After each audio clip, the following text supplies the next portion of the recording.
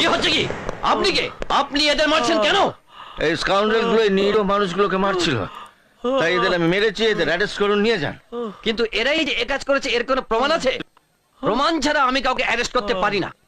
এই তোমরা যাও। চল।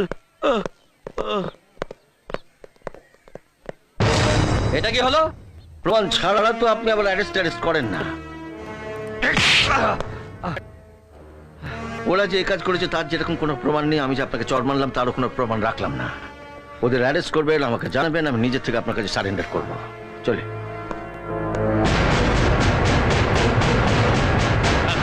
আরে তুই এসে যে একটা কাণ্ড করলি না।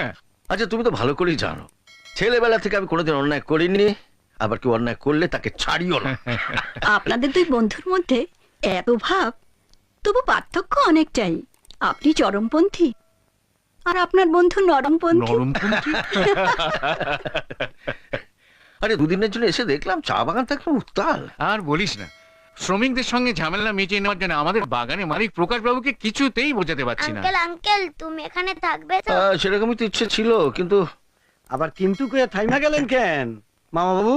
বৌদিমণির মুখে যদ্দূর শুনছি যে কলকাতা শহরে একাই থাকেন, বিয়াটা করেন নাই।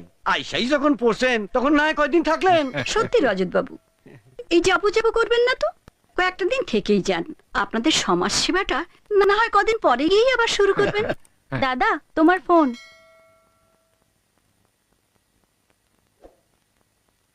হ্যালো, अमल बाबू बोल रहा है। হ্যাঁ আমি অমল বাবু বলছি। साहब आप जल्दी ऑफिस आ जाइए। वो लोग ऑफिस की तरफ आ रहा है। वो लोग बहुत है, आग लेके आ रहा है। आप जल्दी आइए, मालिक अकेले ऑफिस में है। हाँ साहब, आप जल्दी आइए। হ্যাঁ আমি আসছি। কি হলো? ওই অফিস থেকে ফোন এসেছিল, সকালের ঘটনায় শ্রমিকরা খুব খেপে গেছে। ওরা নাকি মশাল নিয়ে প্রকাশবাবুর অফিসের দিকে এগোচ্ছে। আমি আসছি।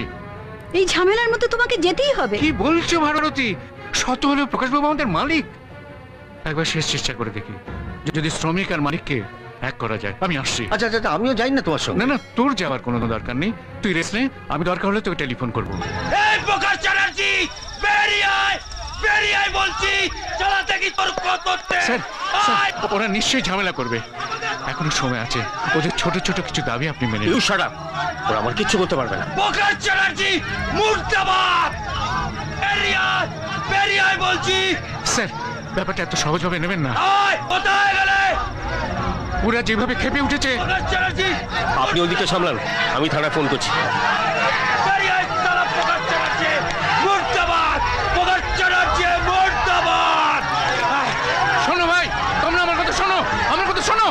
আপনি আপনি চলে যান ম্যানেজার বাবু।